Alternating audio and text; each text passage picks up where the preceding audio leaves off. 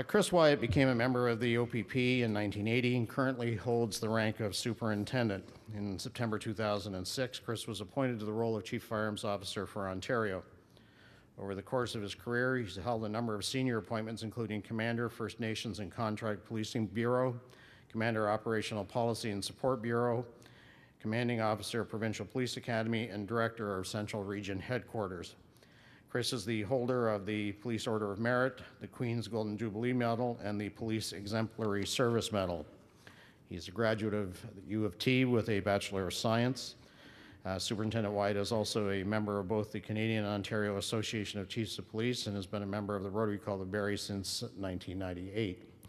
OFH works very closely with Chris and his staff on a number of firearms issues, and over the years we've developed not only a strong working relationship, but I also believe a good friendship based upon mutual respect, even when we agree to disagree on an issue. We're very pleased that he's made the jaunt to come down and join us today, so please join me in welcoming the Chief Firearms Officer of Ontario, Superintendent Chris Wyatt.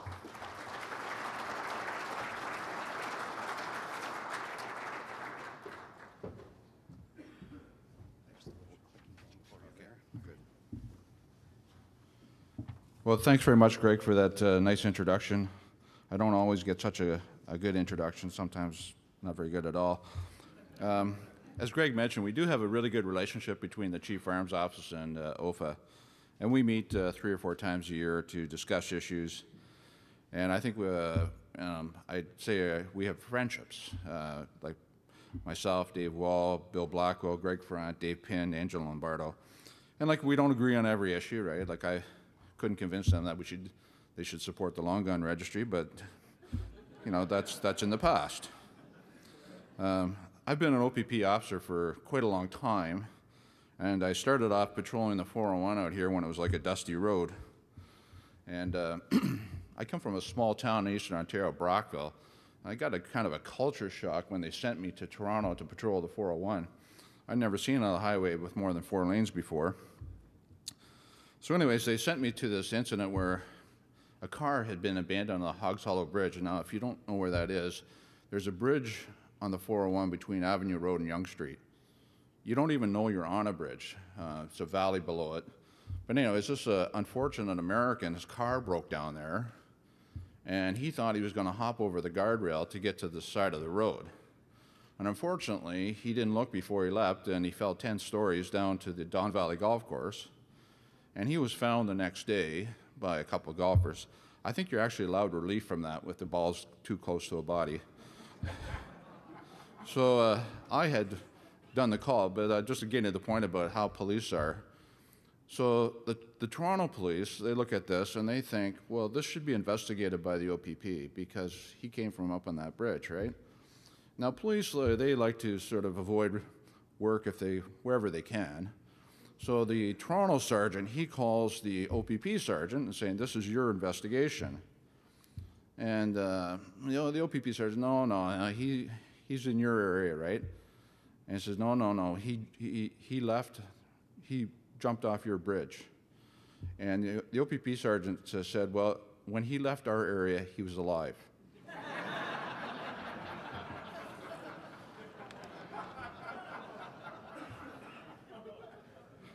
So I'm going to tell you a little bit about the Chief Firearms Office. Our mandate is really the protection of public safety and administering the licensing provisions of the Firearms Act.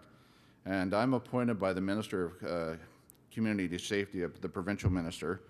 And then I designate all the other firearms officers in Ontario. And public safety is a fundamental principle on which every decision regarding licensing is made. And we work with partners like OFA and police agencies and M&R to make sure that legal firearms don't become illegal, because they all start off as legal firearms. And here's what we do. We issue or refuse to issue, renew or revoke firearms licenses for businesses and individuals. And we also issue authorizations to transport restricted and prohibited firearms, so that anytime you want to move your handgun, hopefully, and I'm sure there's a few handgun owners here, they have an authorization to do that before they move it. We also approve all the shooting ranges in Ontario, and we approve the transfer of restricted and prohibited firearms between individuals and businesses. And lastly, I designate all the Canadian Firearms Safety Course instructors in the province of Ontario. And I'm just going to show you some key stats here. There's about 530,000 firearms licensees in Ontario and about 1.8 million in the country. Now, while we had the long gun registry, we kind of had an idea how many non-restricted firearms. Before it was eliminated, we knew there was over 2 million registered long guns in Ontario. And you can see the numbers of other firearms that are here in the province. So it's quite a number of firearms. Now here's some of our workload. Last year in 2013, we processed 34,000 new licenses. We dealt with the transfer of 59,000 restricted firearms. We issued 37,000 authorizations of transport, 3,600 authorizations to carry. There were, the Canadian Firearms Safety Course, there was 35,000 courses given and 13,000 for the restricted.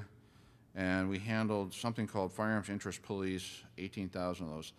Anytime a person is charged with a criminal offense or has some sort of dealings, they come into the mental health system, we get a notification. We call that a FIP. And then we investigate to determine whether that person should still continue to hold a firearms license.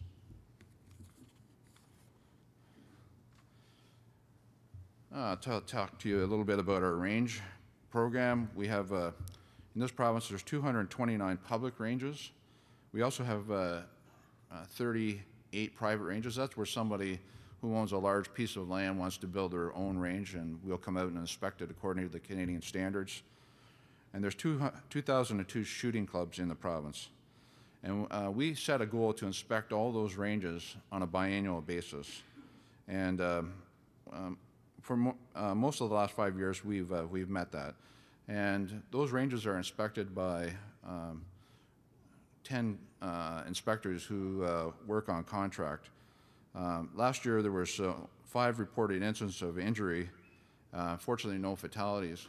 Now, I was briefing my boss, the minister, and she said, well, where did these injuries happen?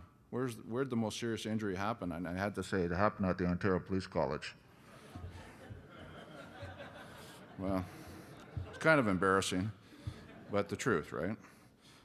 We use technology now when we do range inspections, when we're measuring the downrange safety area, the height of the berms and the backstops, to make sure that it's really accurate. And that's really helped improve our program. We found out that many ranges, which we thought had adequate downrange safety areas or backstops that were high enough, weren't actually, in fact, that way. And we work with the ranges and the clubs to either reorient their range or do something to put a fix in to make sure that it conforms to the guidelines. In Ontario, there's 550 firearms businesses that we license, and 500 businesses that sell ammunition only.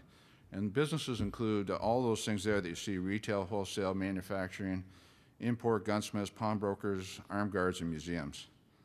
And we also inspect those biannually. We have 17 contract inspectors who go out and inspect these businesses. And every firearm registered to the business is checked. And so we can say that all firearms in businesses are accounted for. And in the few instances where they're not, the police are brought in. It's put on our national data system as missing or whatever it is, and it's investigated by the police. And I'm happy to say I think the firearms businesses in Ontario, of which OFA is one, are among the safest in the country.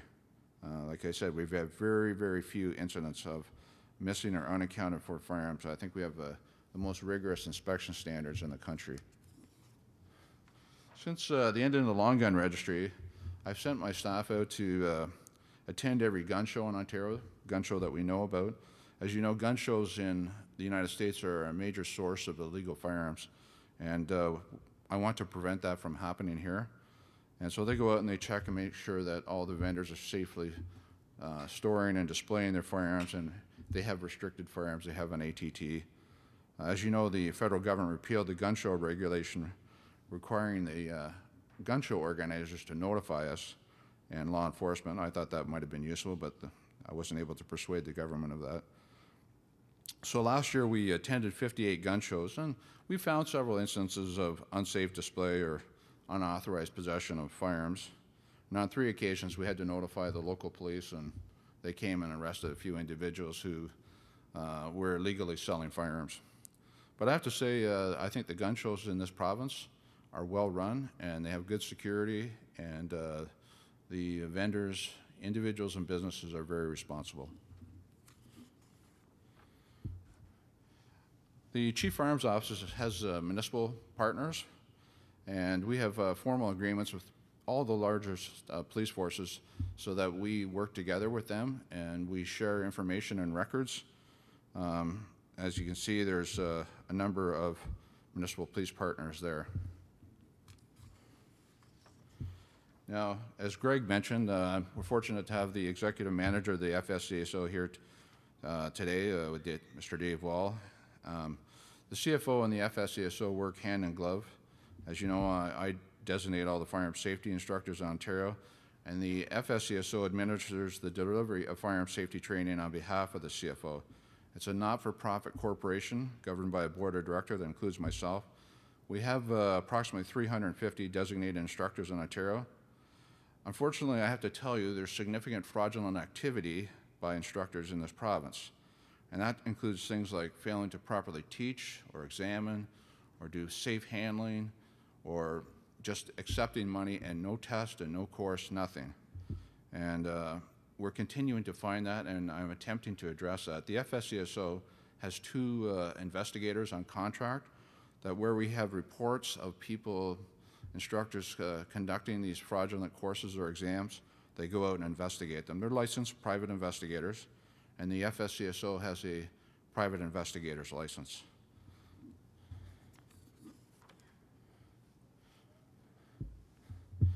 Let me talk to you about our key stakeholders. Of course, the RCMP is the key one because the RCMP pays for the firearms program in Ontario and the rest of the country. There's an annual conference of all the chief firearms officers.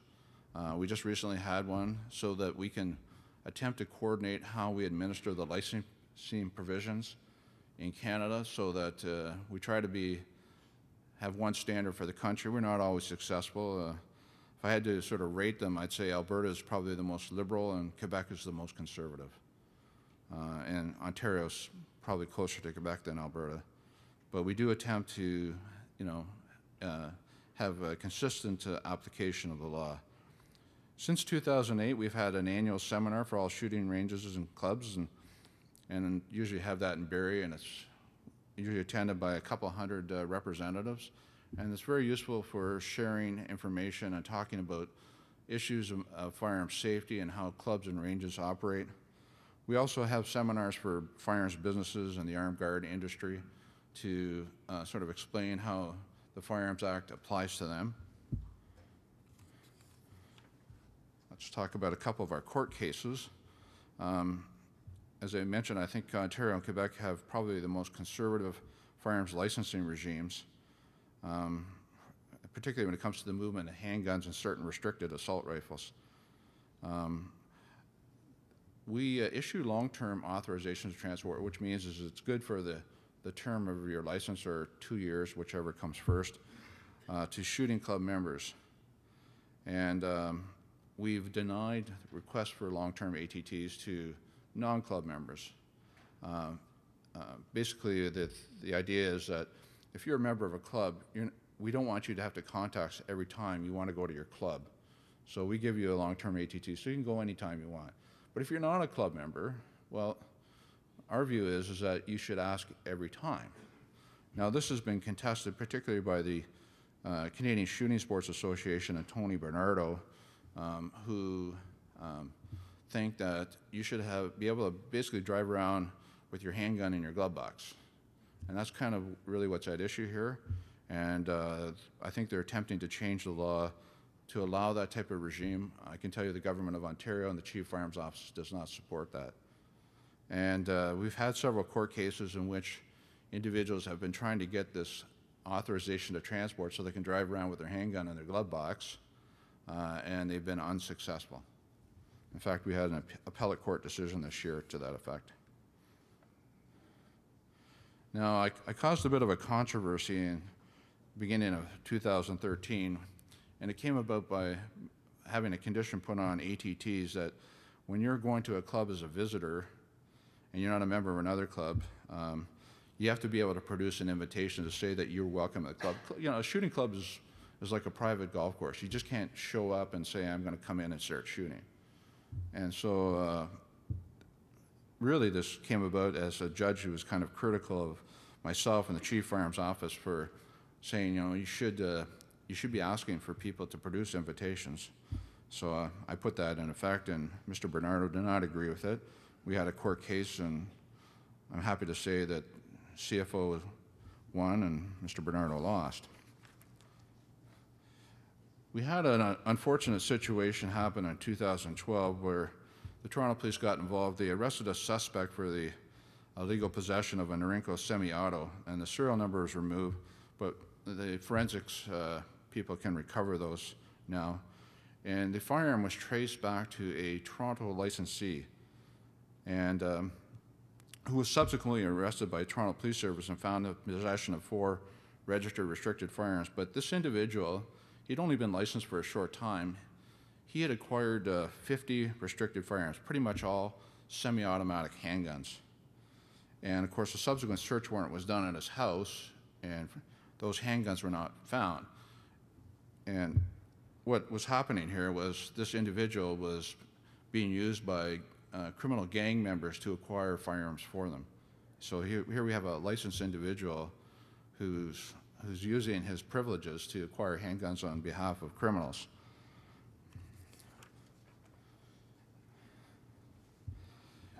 A second licensee also did something similar. He acquired a number of handguns. These two weren't related.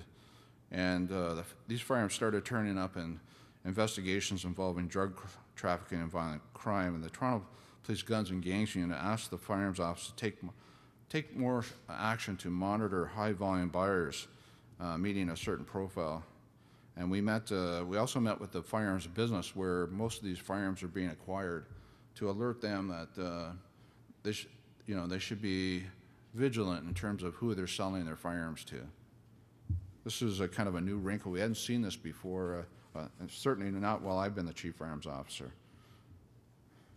So we implemented an enhanced screening initiative, and basically anybody who's has a restricted license left for less than 2 years and is attempting to acquire 5 or more restricted firearms or 2 of the same make and model within a 90-day period, those transfers were held up, and a sergeant supervisor in the Firearms Office was dealt to look into those matters.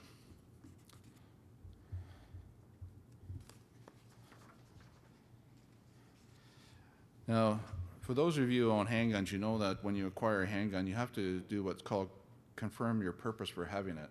And really, in this country, there's only 2 purposes for having a handgun. One is you're a collector, and the other is you're a shooter. And so if you're a collector and you declare yourself a collector, we ask you to fill out a form and send it back to us. And basically what it says on there is you agree to the Firearms Office, an officer, an inspector, with reasonable notice to come and inspect your firearms. And the other confirmed purpose is target shooter. And then we ask you, what club we verify which club you belong to. And if you tell us you don't belong to a club, what we say is we're going to hold up these transfers until you join a club or you show to us that you actually go to a club. And since we put in place this enhanced screening initiative, a number of applicants have fallen into the sort of our net, and we went and did inspections on them, and all firearms are accounted for. But I think the word has got out now that the Firearms Office is watching people who are inclined to be a pipeline of firearms for organized crime and criminals. Now, we did catch one individual in our net, and he unsuccessfully attempted to acquire 6 restricted firearms through internet firearms business using a compromised license. And how this individual got another person's license was, he went onto this website called usefirearms.ca. If you own a firearm, you can advertise it there, and there's transactions between individuals and businesses to individuals and so on.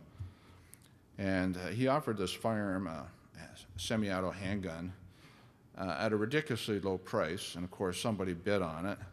And then he said, well, send me a scanned copy of your firearms license, and then we'll do the transaction, which he did, right? And then, of course, after he got the person's license, he said, I've changed my mind.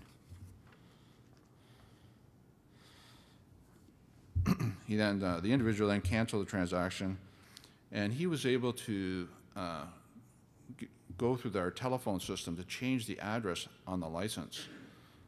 He called down to our central processing site in Miramichi, and they said, well, who are you? Oh, I'm Dave Wall, and I'm changing my address. And he wasn't really Dave Wall, it was the real licensee. He said, I'm changing my address from here to there. And there was an address that the scammer had control of. It wasn't his residence, but it was an address that he controlled. And they ask you a number of questions before they change your address in our computer system. And this individual, I don't know for a fact, he was able to determine where the real licensee's place of birth was. And it wasn't something like Toronto that was easily guessed. I think the licensee's place of birth was Weston, Ontario. Weston is, for many of you might know, used to be a small village in northwest Toronto.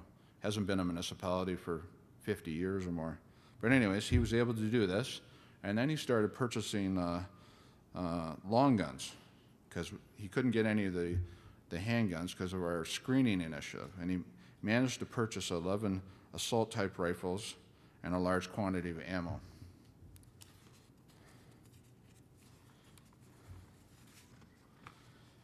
Now, one of these transactions didn't go through because there was a problem with the credit card. And so the business that was selling the firearm to this scammer, they contacted the real licensee and said, there's a problem with your credit card. And he says, I don't know what you're talking about. And then finally figured out that this individual had his license and was buying firearms over the internet. And he contacted the Toronto Police Service. And the Toronto Police Service subsequently identified him. He was a 17-year-old male, and they arrested him at a high school in Toronto. And at the time of his arrest, he had in his knapsack a loaded semi-auto pistol with another loaded mag. And there was a search warrant done at his address, and they located all the other firearms, and several of them were loaded, and all were insecure. So we've had to tighten up our system now to stop this type of, I call it kind of an internet identity theft type of scam, where you can go on the internet and pretend you're somebody else. And so we've been working with businesses to tighten that up to make sure that firearms aren't being dealt with illegally over the internet. Now, I just want to talk to you about some potential changes to the Firearms Act. As many of you know, Greg sits on the Federal Firearms Advisory Committee, which advises the federal minister on matters related to firearms. And he may have already spoken to some of these things, but some of the things that the government, I think, is considering is mandatory firearms safety training for all new licensees. And I highly support that, and I commend Bill Blackwell for pushing that. Bill is, I think he's personal friends with the minister and has his ear, and I think that's a good thing. They're also looking at having 10-year firearms licenses, and that's sort of an administrative streamlining, if you will. We've moved to 10-year passports. It just cuts down on the amount of paperwork.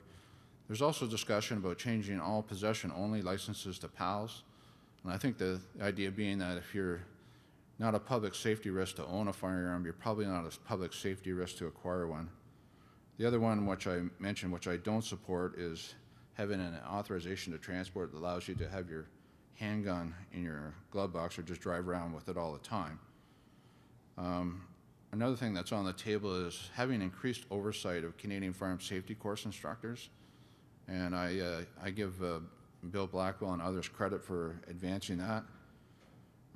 One of the things that this government seems to like is mandatory sentences and mandatory things, and I think they're looking at having mandatory firearms prohibitions for all violent crimes instead of just some discretionary.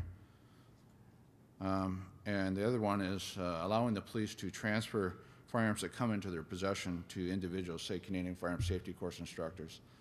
About 3 years ago, a new piece of legislation was put into place. It was called the Public Agent Regulation, and it really was driven by the UN Treaty on Small Arms Control.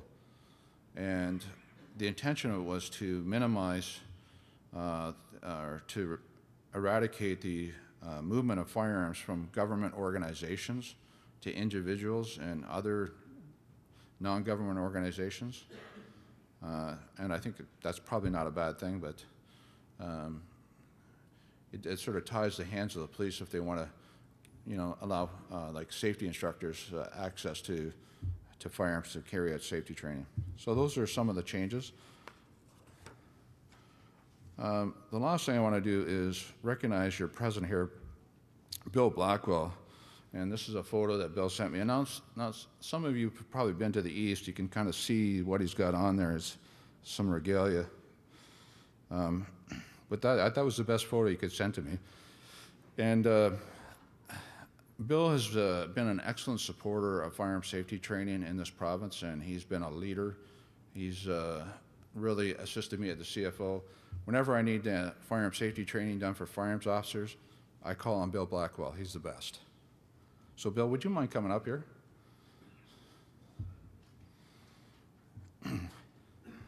So, I just want to say to you all, I'm conferring the honor of Honorary Firearms Officer on Bill Blackwell, and with that, he gets a badge saying Honorary Firearms Officer. Now, you show that badge at Tim Hortons, you get a medium coffee, no cream.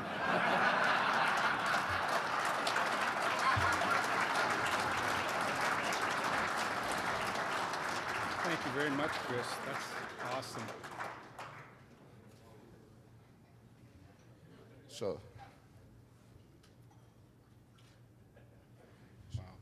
So Bill, I just want to say thank you for your ongoing support. I really appreciate everything you do, and thank you for inviting me today. Thank you. Thank you, Chris. I'll be around, or if I'm here to answer questions if anybody has them.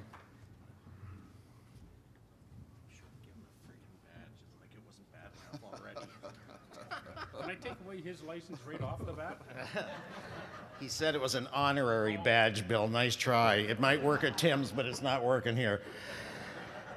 If there's any questions for Superintendent Wyatt, please come up to the microphones. He's got a few minutes here to answer a few. Yes, my name is Kevin Vardy. I'm with the Georgian Bay Get Outdoors Club. And I want to give you guys a little bit of credit because Carrie in your office does an awesome job with the transfers and stuff. She's a really good girl to deal with. But what I do have a problem with is the time it takes for the young people that have a minor's permit when they turn 15 to get their regular firearms license, because we've had lots of instances in our area where they miss a whole hunting season just because they can't have possession of a firearm anymore, even with a mentor. There's got to be some way to cut that time frame down, because like 4 months is just it's too much. And these are kids that have had a firearms license basically already for 2 or 3 years, and I just don't see the need for it.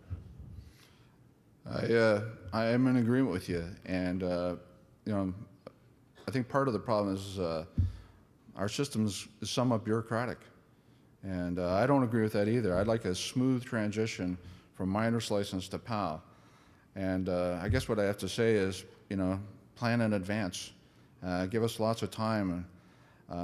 I had to deal with one individual. His father called and said, "Look, we've got a moose tag, and I bought him this beautiful new rifle, and cost a couple $1,000, and they're going to go to Thunder Bay." And he said, "Can you pull his license application out of the pile that's sitting at the central processing site in Miramichi?" And you have to appreciate it's a little like a sausage factory there, and now you're asking me to find one sausage, right? It's very, very difficult. I sympathize, but I don't know how much I can do. I know that we've talked to the people, actually. We talked to them at the Sportsman Show, and one end of the system points their fingers at the Firearms Office. The Firearms Office points their fingers back at Miramichi. So, how do you Well, do it? you know, I don't like doing the finger pointing thing. We're all in the same organization as fire. It's something we don't do really well, and all I can say is I'll try and work on it as best I can. Perfect. I'm pretty much past my best before date as Chief Firearms Officer, so I might not work on it quite so hard. And I may have to leave that to my successor. Perfect. Thank you. Felix? In the same vein, Inspector, Felix Barbetti from Font Hill, and the question is, have you noticed, or is there a discernible backlog in issuing FACs to long gun and newly acquired long gun willing hunters? Yeah, I'm afraid to say there is a fairly significant backlog. And the other gentleman there said, I'm going to tell you, it's not me. It's not at the firearms license where the backlog exists, right? And the RCMP know there's a backlog at the front end where all the paperwork is coming in. And they know they have to do something about it, and they tell me they're working on it. I do try to be responsive to, like if somebody calls and says, look, my license has been in the system for months, right? Can you help me? I'll do whatever I can to help you. On the flip side, if I'm allowed a second question, has there been an increase in decertifications of PALs? I think the short answer is no. No, there hasn't been a significant increase in the revoking of firearms licenses. Thank you.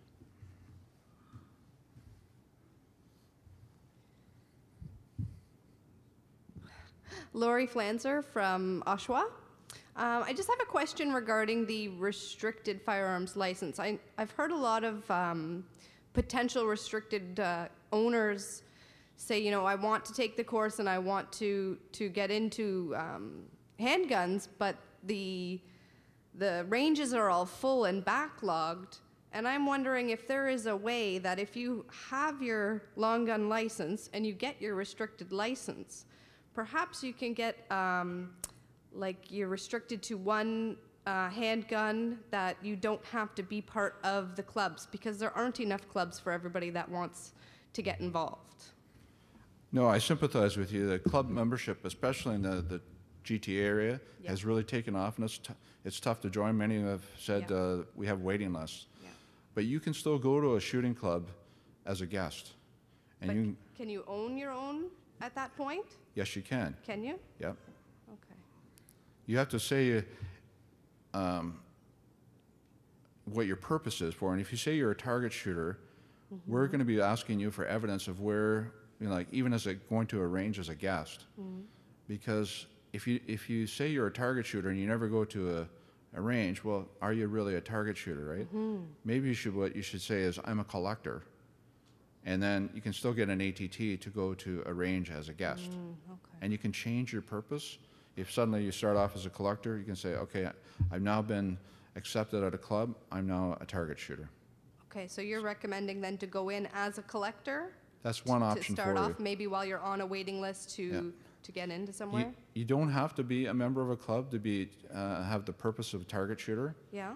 but you have to go sometime to a club during the course of your license. Okay. Does that make sense? Jerry? Morning, my name's Jerry Harmeyer. I'm from MacDier, and I'm a firearm safety course instructor. Quite often I get asked questions with regards to target practicing in the back 40 of my 100-acre farm. How do you view that sand pit from your standpoint? Is it a firing range, or you inspect it as a firing range if a person has an accident, that type of thing? I get that question a fair bit. I know what I answered, but I'd like to hear yours for the group. Thank you. Jerry, the Firearms Act says that a firearms range is someplace that is structured and regular. So if you're using your firearm in a structured way, say you're building a backstop, that's now looking like a range. And if you're shooting like on a regular basis, say you're out there every week on the weekend, right, shooting, you're effectively, in the eyes of the law, you have a range, and you need to have range approval. If you're once, like before hunting season, going out in your back 40 and sighting in your rifle, as long as you're doing that safely, that the law allows that. But if you're doing it on an ongoing basis, and particularly if you're starting to build backstops and stuff like that, then you need to get range approval from us. And 40 individuals in this province have their own approved ranges. Does that answer your question? Okay. If there are no further questions, I want to take the opportunity to thank Chris for coming today. Thank Dave Wall also for accompanying him, but to thank Chris for being here today. Obviously, we at OFH, we have a lot of interaction with the CFO, both with Chris himself and with several members of his staff. Bill Blackwell and I, as Chris suggested, meet with them on several occasions during the year. It's a good working relationship. We don't always agree on all issues, as he's indicated, but it's one that we deal with respect, and we appreciate the time that he took to be here this morning. So thank you very much, Chris. Thanks very much.